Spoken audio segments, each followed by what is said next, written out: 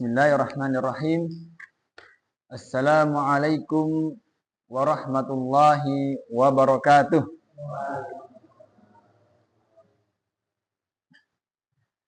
Alhamdulillahirabbil alamin. Assalatu wassalamu ala asyrafil anbiya'i wal mursalin nabiyyina Muhammadin sallallahu alaihi wasallam wa ala alihi wa sahbihi wa man tabi'ahum bi ihsanin ila yaumiddin. Amma ba'du. Allahumma ihdina li ahsanil akhlaqi la yahdi li ahsaniha illa anta wasrif anna sayyi'aha la yasrif anna sayyi'aha illa anta. Puji syukur kehadiran Allah Subhanahu wa taala yang mana telah memberikan kita limpahan nikmat karunia-Nya kepada kita sehingga kita bisa berkumpul di tempat yang mulia ini dalam rangka tidak lain hanya untuk beribadah kepadanya semata. Dan juga Allah Subhanahu wa taala telah memberikan kita keistiqomahan dalam menjalankan ketaatan kepadanya. Mudah-mudahan apa yang telah kita laksanakan dari kewajiban-kewajiban kita menjadi catatan kita dan tabungan kita di akhirat kelak. Ya, ini kita manfaatkan umur kita yang sebentar ini, Pak. Jadi kalau kita bandingkan umur kita di dunia ini mungkin sangatlah sebentar sekali. Rasulullah menggambarkan umur kita di dunia ini tidak lebih kisaran 60 sampai 70 tahun saja. Tidak lebih dari itu. Jarang sekali orang yang melewati umur tersebut. Wa aqalla man yajuzu zalik. Sangat sedikit sekali orang yang melampaui umur-umur tersebut. Jadi kita dalam kurun waktu tersebut haruslah kita memanfaatkan dengan sebaik-baiknya. Kalau kita bandingkan dengan kehidupan kita di akhirat, di padang mahsyar itu, Pak, Rasulullah itu menggambarkan kurang lebih ribuan tahun, 50.000 tahun kehidupan kita di akhirat. Jadi yang menentukan kenikmatan atau ketidaknikmatan kehidupan kita di akhirat adalah 60 tahun kita di dunia ini. Dipotong lagi 15 tahun kita balik, Pak. Sebelum balik itu kita belum bisa beramal. Karena amal soleh kita atau kesalahan kita bukan kita yang menanggung, tapi orang tua kita. 60 tahun dipotong 15 tahun jadi berapa? 45 tahun berarti sisanya. Sisa kita untuk beramal soleh. Ya. Belum lagi dipotong waktu tidur kita sehari 8 jam. Berapa kira-kira? Mengikis lagi. Artinya porsi ibadah kita itu sangat sedikit kalau kita betul-betul ibadah. Itu kalau kita betul-betul beribadah, Pak. Mungkin dari kita ada yang dulunya ya tidak sholat dan mungkin amal keistiqomahannya itu mungkin 5 tahun terakhir ini atau 4 tahun terakhir ini. Artinya porsi ibadah kita sangat terbatas. Dan porsi ibadah inilah yang nanti akan menentukan nasib kita di akhirat, di padang mahsyar. Ya, yang jangka waktunya itu sangatlah panjang, Pak. Di padang mahsyar saja kurang lebih 50.000 tahun kalau tidak salah. Bayangkan kita berdiri tegak menunggu penantian hisab nanti di akhirat. Itu sangatlah lama sekali. Ya. Maka kita harus maksimalkan kehidupan kita di dunia ini. Ya. Untuk apa kita hidup di dunia ini? Kalau misalnya diisi dengan sesuatu yang tidak bermanfaat. Mudah-mudahan kita senantiasa diberikan keistiqomahan. Karena keistiqomahan ini sangatlah berat. Tapi kalau orang bisa menjalankan keistiqomahan ini, maka dia insya Allah akan mudah-mudahan selamat dunia dan di akhirat. Amin ya rabbal alamin. Jamaah yang dimuliakan Allah Subhanahu wa taala, insya Allah pada kesempatan malam hari ini kita sedikit membahas tentang pembahasan tauhid atau kalau bahasa Indonesianya adalah mengesahkan Allah Subhanahu wa taala. Pada pembahasan kali ini kita masuk kepada bab keutamaan akidah Islam atau keutamaan Islam. Islam memiliki banyak sekali keutamaan ataupun akidah Islam, Pak. Jadi akidah secara sederhana adalah keyakinan. Jadi kalau disebut akidah Islam berarti keyakinan Islam. Sedangkan kalau kita perhatikan lagi, Pak, di muka bumi ini banyak sekali keyakinan-keyakinan selain Islam. Seperti yang kita ketahui, keyakinan Nasrani, keyakinan Nasrani, kemudian keyakinan Yahudi, keyakinan Hindu, keyakinan Buddha, dan kemudian ada lagi keyakinan-keyakinan Majusi. Kalau Majusi itu adalah agama yang menyembah api. Kalau kita menyembah Allah Subhanahu wa taala yang Maha Esa, kalau agama Majusi itu dia menyembah api. Jadi api yang menjadi tuhannya, Pak. Jadi ketika dinyalakan api mereka berkeliling seolah-olah menyembah.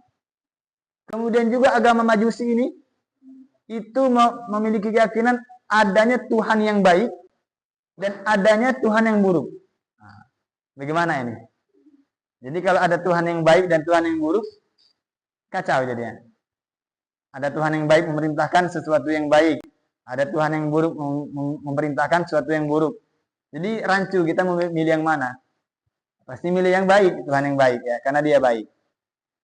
Kemudian juga ada keyakinan ateis ya, atau ateis ini adalah suatu keyakinan yang tidak mempercayai atau tidak meyakini adanya Tuhan. Mereka tidak yakin, tidak percaya Tuhan itu ada. Kemudian ada juga keyakinan yang meyakini adanya 3 Tuhan. Tuhan itu ada 3, Pak. Jadi gimana cara memahaminya kalau Tuhan itu ada 3? Satu menyuruh ini, satu menyuruh ini, satu menyuruh ini, berarti bertabrakan. Sedangkan keyakinan Islam itu adalah keyakinan yang sempurna. Karena agama Islam ini itu sumbernya langsung bersumber dari kitab Al-Quran yang diturunkan oleh Allah Subhanahu wa taala. Agama Islam lah satu-satunya agama yang diturunkan melalui wahyu. Kalau selain agama Islam tidak melalui wahyu, mereka melalui tulisan-tulisan manusia, buatan-buatan manusia. Seperti yang telah kita jelaskan pekan lalu, ada agama Hindu kalau tidak salah. Agama Hindu, Pak. Jadi agama Hindu ini adalah agama yang paling tua di muka bumi ini. Yang paling tua. Tetapi munculnya agama Hindu ini bukan dari siapa-siapa, tapi munculnya karena tradisi dan budaya. Nah, jadi karena tradisi budaya, jadi terbentuklah agama Hindu ini. Tapi kalau agama Islam, ya, ia munculnya itu langsung dari wahyu Allah Subhanahu wa taala melalui kitab Al-Qur'an. Jelas seperti Allah Subhanahu wa taala berfirman, "Inna nahnu nazzalna dzikra wa inna nahnu lahafizun." Sesungguhnya kata Allah, kamilah yang menurunkan Al-Qur'an dan kamilah yang menjaga Al-Qur'an. Nah, jadi Al-Qur'an itu diturunkan, ya, bukan hanya diturunkan aja, Pak, tapi dijaga oleh Allah Subhanahu wa taala agar tidak dicampur baurkan dengan perkataan manusia. Jadi seluruh Al-Qur'an ini isinya itu murni kalamullah, firman-firman Allah semua, tidak ada campur baur manusia. Bahkan tidak ada tulisan Nabi Muhammad di situ. Bagaimana Nabi Muhammad bisa nulis Al-Qur'an? Sedangkan Nabi Muhammad pun tidak bisa baca dan tulis. Nah, maka ini murnilah Quran ini dari Allah Subhanahu wa taala. Kemudian Islam juga diturunkan berdasarkan sunnah Rasulullah atau hadis-hadis Rasulullah. Ya, hadis itu adalah perkataan ataupun perbuatan ataupun penetapan Nabi Shallallahu Alaihi Wasallam berdasarkan wahyu dari Allah Subhanahu Wa Taala. Jadi tatkala Nabi berbicara, Pak, Nabi itu berbicara bukan menurut hawa nafsu Nabi, tapi berdasarkan wahyu dari Allah Subhanahu Wa Taala. Dalam surat An-Najm itu dikatakan, in huwa illa wahyu yuha. Tidaklah Nabi Muhammad itu berbicara kecuali yang keluar dari lisannya itu adalah wahyu yang diwahyukan kepada Rasulullah Sallallahu Alaihi Wasallam. Nah, jadi murni ajaran Islam ini adalah diturunkan dari Allah Subhanahu Wa Taala melalui kitabnya Al-Quran. Kemudian Rasulnya Nabi Muhammad Sallallahu Alaihi Wasallam. Setelah itu juga kesepakatan seluruh umat, seluruh para salaf. Nah, jadi setelah Rasulullah itu ada lagi namanya para sahabat Nabi Shallallahu Alaihi Wasallam. Jadi kita juga harus mengikuti pemahaman para sahabat, ya Pak ya. Kita harus mengikuti pemahaman para sahabat. Kenapa? Karena para sahabat inilah yang hidupnya sezaman dengan Nabi, satu zaman, satu waktu dengan Nabi. Maka pasti sahabat inilah yang mengetahui gerak-gerik Nabi, penyampaian Nabi, pesan-pesan Nabi. Nah, maka Islam itu disampaikan Nabi melalui para sahabatnya. Jadi kita selain mengikuti Al-Quran, kemudian mengikuti Rasulullah, Nabi kita Shallallahu Alaihi Wasallam, dan juga mengikuti para sahabat Nabi. Karena para sahabat inilah yang hidupnya di zaman Nabi Shallallahu Alaihi Wasallam. Jadi yang paling ngerti dengan agama ini. Nah itu Pak, itulah kesempurnaan Islam. Jadi kita ini tidak perlu lagi memikirkan bagaimana sih kita harus merombak agama kita. Nah, gitu. Nggak bisa kita mengatur agama kita karena agama kita sudah komplit, sudah diturunkan dari langit, dari Allah Subhanahu Wa Taala. Kalau agama yang lainnya Pak, ya, itu mereka diturunkan Al-Quran, diturunkan kitab. Ya. Kalau kitab kita kan Al-Quran. Kalau mereka diturunkan kitab Injil misalnya. Injil. Ya, itu kitab yang diturunkan kepada Nabi Isa. Kemudian mereka rubah Injil itu. Injil itu dirubah. Jadi Injil itu ada banyak. Kemudian mereka ubah. Dan mereka buat sendiri dalam Injil itu. Mereka karang sendiri. Mereka ubah-ubah. Dan akhirnya muncullah Injil yang baru yang tidak asli lagi. Itulah yang ada di zaman sekarang, yang dianut oleh agama Nasrani. Tapi kalau Islam, Allah sudah janji, kami turunkan Al-Quran. Inna nahnu nazzalna dzikra. Kami turunkan Al-Quran. Wa inna lahu lahafizun. Dan kami pasti menjaganya. Melalui siapa menjaganya Pak? Melalui lisan-lisan orang yang menghafal Al-Quran.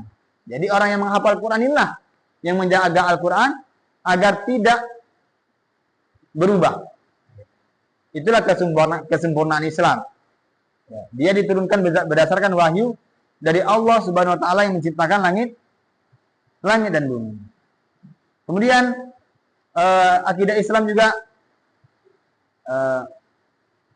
dibangun berdasarkan kita berserah diri kepada Allah Subhanahu Wa Taala dan juga berserah diri kepada Rasulnya. Kenapa Pak? Kenapa kita sebagai hamba Allah Subhanahu Wa Taala, makhluknya itu harus berserah diri kepada Allah Subhanahu Wa Taala dan harus juga berserah diri kepada Rasulnya, karena kita beriman kepada yang gaib, beriman kepada yang gaib, yang tidak nampak. Maka kita harus berserah diri kepada Allah dan Rasulnya, meyakini saja, tunduk. Jadi apapun yang dikatakan Allah Subhanahu Wa Taala, maka kita harus meyakini, berserah diri. Ya. Itu termasuk dari ciri-ciri beriman, Pak. Dalam surat Al-Baqarah itu, alladzina yu'minuna bil ghaibi. Orang yang beriman itu adalah orang yang beriman kepada perkara-perkara gaib. Apa itu Pak contoh perkara dengan perkara-perkara gaib? Seperti adanya malaikat. Apakah kita melihat langsung ada malaikat? Nggak ada kan? Nggak bisa kita melihatnya malaikat itu. Tetapi kita harus yakin dan berserah diri saja tugas kita bahwasanya ada malaikat. Tahu dari mana kita ada malaikat? Ya. Allah Subhanahu wa taala menyampaikan dalam Al-Qur'an dan Rasul dia menyampaikan dalam hadisnya. Kemudian ada hari kiamat. Loh, dari mana kita bisa tahu ada hari kiamat? Kan kita belum menyaksikannya, belum mengalaminya. Tugas kita hanya berserah diri. Kemudian ada juga neraka dan surga. Dari mana kita bisa tahu? Kita harus berserah diri. Karena itu semua perkara gaib. Tugas kita hanya beriman dan membenarkan. Sungguh ketika terjadi Isra Mi'raj, kejadian Isra Mi'raj, yaitu Nabi Shallallahu Alaihi Wasallam berangkat dari kota Mekah ke kota Palestina, kemudian langsung diangkat ke Sidratul Muntaha, ke langit yang ketujuh. Bayangkan, Nabi diberangkatkan Allah Subhanahu Wa Taala bersafar dari Masjidil Haram, kemudian ke Masjidil Aqsa Palestina, kemudian diangkat ke langit ketujuh Sidratul Muntaha dalam waktu 1 malam saja. Nah, kalau kita sebagai manusia nih Pak, masuk akal nggak kira-kira berpergian dari Masjidil Haram berangkat ke Masjidil Aqsa? Cepat betul ya, dalam 1 malam Pak. 1 malam aja. Kalau kita dari Masjid Haram, dari sini aja, dari Indonesia ke Mekah itu, kalau jalan kaki berapa? Lama ya. Hampir 1 tahun mungkin ya. Oke lah kalau naik pesawat cepat ya, paling 9 jam. Tapi kalau dari Mekah ke Palestina lumayan jauh. Dan juga bukan hanya itu perjalanannya Pak. Dari Palestina langsung tembus ke langit ketujuh. Bayangkan. Dan kalau orang-orang geografi itu yang memahami planet-planet, sedangkan kita aja dari bumi ke bulan aja mungkin sampai berhari-hari, sampai berbulan-bulan mungkin ya, jaraknya tadi. Itu dari bumi ke bulan. Bagaimana kalau dari bumi ke langit ketujuh lagi, bertemu dengan Allah Subhanahu Wa Taala? Itulah namanya Isra Mi'raj. Nah, kalau orang yang tidak beriman, dia tidak mungkin percaya. Seperti kasus siapa Pak? Dulu, tatkala Rasulullah selesai pulang dari Isra Mi'raj, Rasulullah menceritakan kepada kaum Quraisy, wahai kaum Quraisy, sungguh tadi malam saya telah bersafar, berpergian dari Mekah ke Palestina, ke Sidratul Muntaha langit ketujuh, kemudian turun lagi ke Mekah lagi dalam waktu 1 malam. Apa kata orang Quraisy? Gak mungkin, mustahil. Mana ada orang, apalagi ke langit, dulu juga gak ada roket, gak ada alat-alat untuk terbang. Mereka gak percaya. Ya memang gak percaya, kita pun logika kita gak mungkin percaya. Tetapi kalau kita beriman, sudah yakin saja. Lalu orang-orang Quraisy datang kepada sahabat Nabi, sahabat tercinta Nabi, siapa? Abu Bakar. Wahai Abu Bakar, ini temanmu itu, Muhammad itu, dia katanya sudah berpergian dari Mekah ke Madinah ke Sidratul Muntaha, turun lagi ke Mekah lagi dalam 1 malam. Kamu percaya nggak? Nah, kata orang Quraisy ini. Apa kata Abu Bakar, Pak? Selagi yang berbicara itu Rasulullah, saya sudah sangat yakin, sudah sangat percaya. Bahkan jauh dari itu saya percaya bahwasanya Rasulullah lah yang mendapatkan wahyu dari langit, datang turun ke Rasulullah di waktu pagi dan petang. Jangankan Rasulullah bersafar dari Mekah ke Sidratul Muntaha, Rasulullah menerima wahyu saja di pagi hari dan sore hari, saya sangat percaya. Maka dari situ Pak, Masya Allah, dengan keimanan yang kuat, Abu Bakar diberi julukan. Apa julukannya? Siddiq.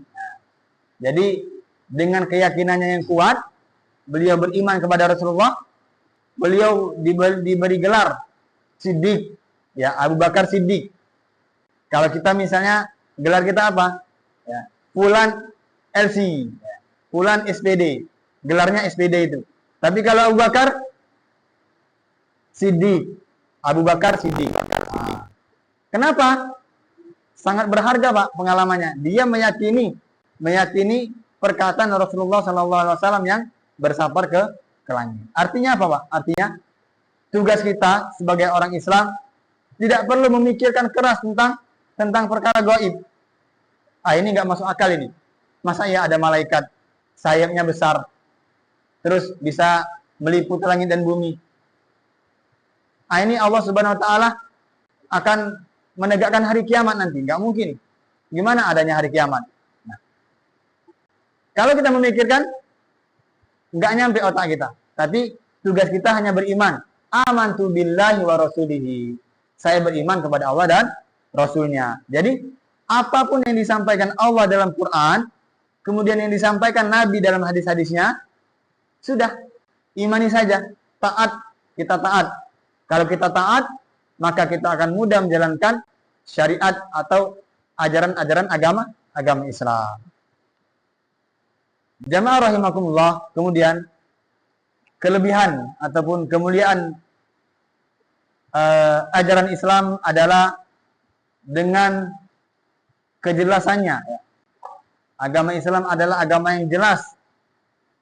Kemudian agama yang mudah. Tidak disulit-sulitkan, Pak, agama Islam ini. Agama Islam adalah agama yang mudah sekali. Artinya, kita beragama Islam tidak pusing-pusing. Bagaimana sih cara beragama Islam? Mudah saja. Taati Allah, taat Rasulnya. Selesai. Itu saja. Jadi nggak pusing-pusing lagi kita. Apa kata Allah? Salatlah, kata Allah. Maka salatlah kita. Selesai. Kata Allah, puasalah.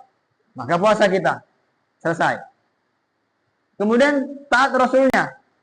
Rasulnya memerintahkan, bersalawatlah kepadaku di hari Jumat dengan salawat yang banyak. Selesai. Kita taat. Kemudian kata Rasulullah, jangan lakukan ini. Ya sudah, kita tinggalkan. Maka sempurnalah agama kita. Kalau kita mentaati Allah dan Rasulnya. Kemudian juga, Pak, agama Islam ini adalah agama yang komplit, lengkap, yang sudah dijelaskan dari segala aspek. Dari aspek mana? Aspek kenegaraan. Agama Islam menjelaskan, Pak. Agama Islam menjelaskan bagaimana cara bernegara, menyusun negara supaya menjadi negara yang baik, supaya menjadi pemimpin yang baik diajarkan. Cara menjadi pemimpin yang baik adalah adil, yang taat kepada Allah dan Rasulnya, kemudian adil, menerapkan syariat Islam. Kemudian dari segi ekonomi, Allah juga mengatur bagaimana cara berekonomi yang baik. Perdagangan yang menguntungkan. Bahkan kemarin kami juga membahas di Sukajaya, Pak, ya, tentang jual beli rumah. Ya, misalnya kita jual beli rumah, ya, jual beli rumah. Bagaimana hukum jual beli rumah? Kemudian pintunya tidak kita jual, boleh nggak, Pak?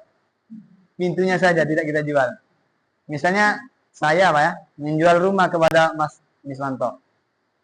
Mas, saya jual rumah, ya, tapi pintunya tidak dijual, rumahnya saja, pintunya diambil, boleh nggak? Nah, jadi agama Islam sudah mengatur itu. Maka tatkala jual beli rumah, sesuatu yang menempel di rumah itu harus ikut dijual juga. Seperti apa, Pak? Tiangnya, atapnya, ya.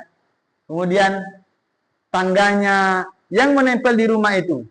Kemudian yang tidak ditempel, yang tidak menempel di rumah itu tidak boleh dijual. Nah, maksudnya kembali ke penjual. Kursi misalnya, ya, apalagi kasur, TV, maka kembali ke penjualnya. Sampai segitunya agama Islam mengatur. Tetapi kalau kita lihat agama selain Islam, mereka hanya membahas tentang kedamaian, keamanan, kecintaan, begitu aja. Tidak membahas secara detail. Kemudian agama Islam membahas masalah jihad, masalah perang, adab-adabnya. Kemudian membahas tentang bagaimana sholat dalam keadaan perang. Kan kita kan sebagai umat Islam wajib sholat, tidak boleh meninggalkan. Selagi nyawa masih di kandung badan, kita harus tegakkan sholat. Lalu bagaimana cara sholat dalam keadaan berjihad? Allah jelaskan. Tata cara sholat dalam keadaan di mobil, Allah jelaskan. Dalam keadaan sakit, Allah jelaskan. Kemudian tata cara politik diajarkan juga. Jadi bukan hanya perkara-perkara sholat aja, Pak. Semuanya diajarkan. Bagaimana tatkala ada seseorang mencuri, apakah kita boleh menghakimi sendiri atau kita serahkan kepada ketuanya pemerintah? Nah, itu dibahas semua. Jadi bersyukurlah kita ada beragama Islam ini. Sangatlah komplit. Karena apa? Tadi, karena agama Islam diturunkan berdasarkan wahyu. Wahyu dari Allah Subhanahu wa taala. Yang Al-Qur'an ini, Pak, mukjizatnya adalah bisa dipakai dari zaman diturunkan Al-Qur'an sampai hari kiamat. Sampai hari kiamat ada semuanya dalam Al-Qur'an. Walaupun itu perkara-perkara yang baru, ada semua dalam Al-Qur'an. Dalam hadis Rasulullah juga ada. Nah, itulah, Masya Allah. Kemudian yang selanjutnya ialah keutamaan Islam ialah Islam hanya mengesahkan Allah Subhanahu wa taala dalam beribadah. Kemudian mengikuti sunnah Rasulullah sallallahu alaihi wasallam. Berbeda dengan orang-orang Quraisy. Mereka yang tidak beragama Islam, sebetulnya mereka itu yakin, Pak, dengan adanya Allah. Orang-orang sebelum turunnya Al-Quran ini, orang-orang Quraisy, kafir Quraisy, mereka ini sangat meyakini adanya Allah Subhanahu wa taala. Mereka sering sekali menyebut demi Allah, demi Tuhannya Ka'bah yaitu Allah, Rabbul Ka'bah. Tapi di sisi lain mereka juga percaya dengan Tuhan-Tuhan yang lainnya. Maka mereka dikatakan kafir Quraisy.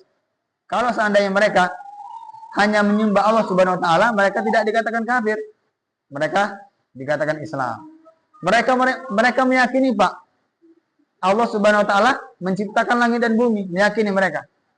Tetapi mereka tidak mau menyembah mereka tidak mau menyembah Allah Subhanahu wa taala. Itu yang bermasalah.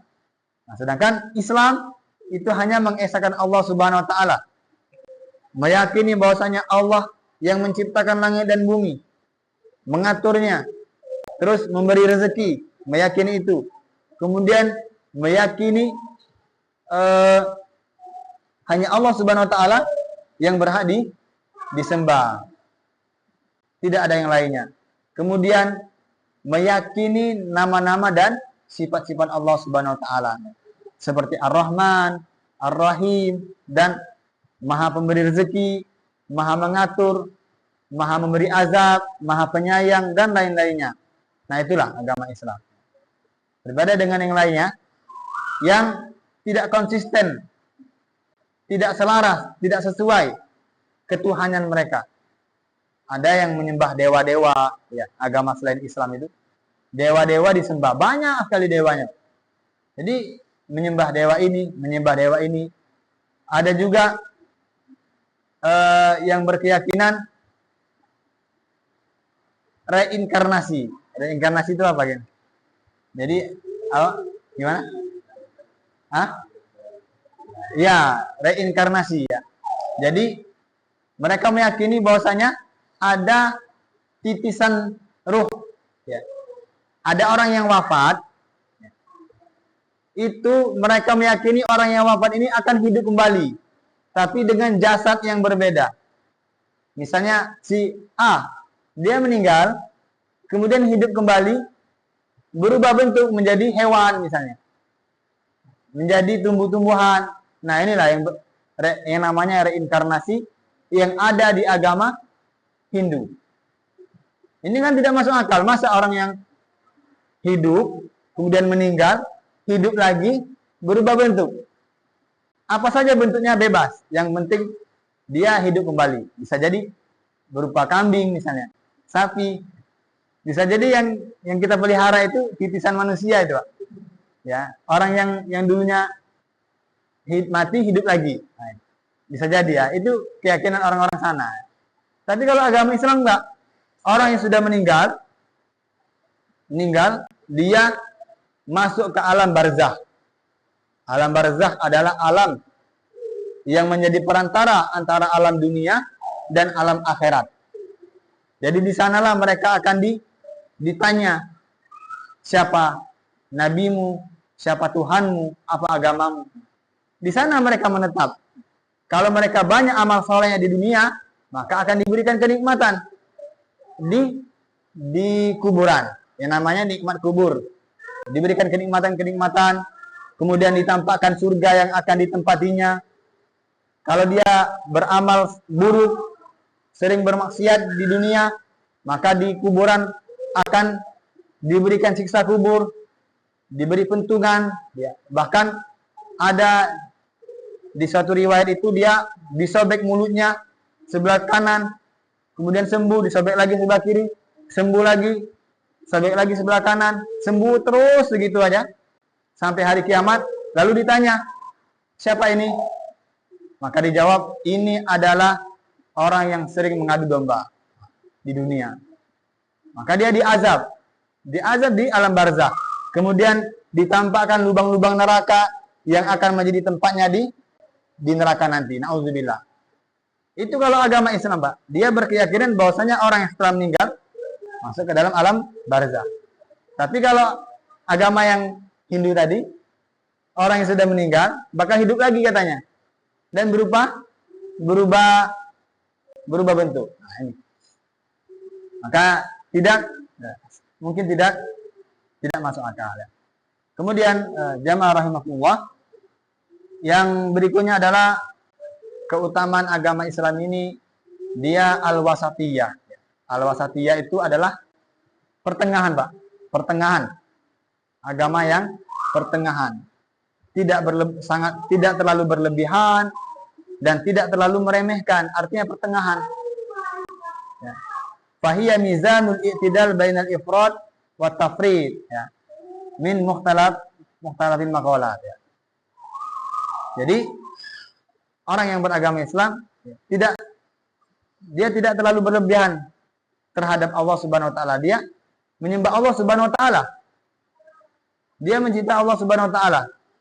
Tapi tidak terlalu berlebihan ekstrim, ya, sehingga mencelakakan orang lain misalnya. Atau dengan Nabi Shallallahu Alaihi Wasallam. Dengan Nabi Shallallahu Alaihi Wasallam kita diperintahkan untuk mencintai Nabi, Pak. Sepakat, Pak ya? Sepakat kalau kita mencintai Nabi kan? Kita cinta kepada Nabi Shallallahu Alaihi Wasallam. Tetapi kita tidak boleh berlebihan dalam mencintainya. Terkadang sebagian orang berlebihan mencintai Nabi, dia menyembah Nabi. Nauzubillah. Padahal kan Nabi Shallallahu Alaihi Wasallam itu adalah makhluk, hamba, sama seperti kita, Pak. Tapi yang membedakan adalah Nabi Shallallahu Alaihi Wasallam dia diberikan wahyu oleh Allah Subhanahu Wa Taala, diturunkan Al-Quran melalui Nabi Shallallahu Alaihi Wasallam, sehingga beliau menjadi mulia dan kita wajib mencintainya. Tapi kita mencintainya hanya sekedar mencintai, tidak boleh sampai menyembah, sampai kita berlebihan sekali dengan Rasulullah. Ini tidak dianjurkan. Tapi kalau kita mencintai, bagaimana cara kita mencintai Rasulullah? Sudah kita bahas kemarin ya. Cara mencintai Rasulullah adalah dengan mengikutinya. Itulah hakikat cinta kepada Rasulullah SAW. Kemudian kita sering bersalawat kepadanya, kemudian kita taati perintahnya, dan lain-lainnya. Kemudian jamaah rahimakumullah, yang berikutnya ialah at-tasyabuh, ba'duha yasduku ba'do. Kemudian kesetaraan. Al-Quran itu selaras. Misalnya kita beriman kepada Allah Subhanahu Wa Taala, maka kita juga beriman kepada Rasulnya. Ya ini bersama-sama beriman. Sama saja kita beriman kepada Allah Subhanahu Wa Taala, kemudian kita beriman kepada Rasulnya, kemudian beriman kepada kitab-kitabnya. Ya, artinya beriman semua. Itulah hakikat dari akidah Islam. Yang intinya kalau kita tarik benang merahnya, iman kepada atau akidah Islam, keyakinan Islam itu dikumpulkan dari 6, Pak, ya, atau rukun iman yang 6, ya, yaitu beriman kepada Allah Subhanahu Wa Taala, kemudian beriman kepada Nabi atau Rasulnya, kemudian kepada kitab-kitabnya, kemudian apa lagi? Pada malaikat-malaikatnya, ya. Kemudian apa lagi? Kepada hari kiamat. Kemudian qada dan qadar, takdir buruk dan takdir baik. Nah, itulah akidah Islam. Dia meyakini 6 ini, meyakini rukun iman yang 6. Dia meyakini bahwasanya ada takdir Allah Subhanahu Wa Taala. Kita ini, Pak, duduk di masjid ini, ya, dalam keadaan bermajelis ilmu, kita sudah ditakdirkan oleh Allah Subhanahu Wa Taala duduk di sini. Bahkan jumlah kita segini pun ditakdirkan oleh Allah Subhanahu Wa Taala jauh sebelum diciptakan langit dan bumi. 50.000 tahun sebelum diciptakan langit dan bumi, Allah sudah menakdirkan kita sudah duduk di sini. Contoh lain, misalnya seseorang laki-laki menikah dengan perempuan yang begini misalnya, dengan wajahnya biasa saja tapi akhlaknya baik. Nah, itu sudah ditakdirkan oleh Allah Subhanahu Wa Taala jauh sebelum diciptakan langit dan bumi. Kemudian kita mendapatkan musibah buruk, keluarga kita meninggal, sanak keluarga kita meninggal, maka itu juga sudah ditakdirkan jauh sebelum diciptakan langit dan bumi 50.000 tahun. Jadi dengan kita meyakini takdir buruk dan takdir baik, maka hati kita tenang, nggak khawatir lagi. Tidak perlu kita mengkhawatirkan bagaimana rezeki saya besok, bagaimana kira-kira panen saya bulan depan, apakah bisa panen ataukah gagal? Nah, misalnya, bagaimana nanti dengan sapi, ternak sapi, apakah bisa dikasih makan? Nah, itu semua sudah diatur oleh Allah Subhanahu Wa Taala, sudah disetting, sudah di setel sama Allah Subhanahu Wa Taala. Jadi kita jangan sampai khawatir. Jangan mentang-mentang kita khawatir dengan, misalnya kita pengen menanam jagung atau menanam padi, ya.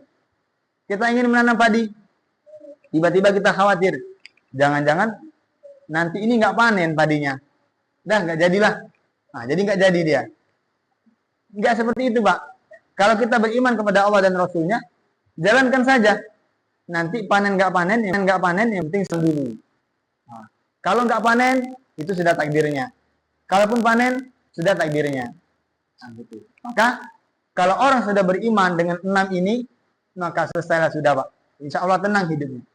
Dia tidak khawatir lagi dengan perkara rezeki, perkara jodoh, perkara kematian. Contoh perkara kematian. Banyak seseorang yang takut untuk pergi kemana-mana. Misalnya pergi ke jalan sepi.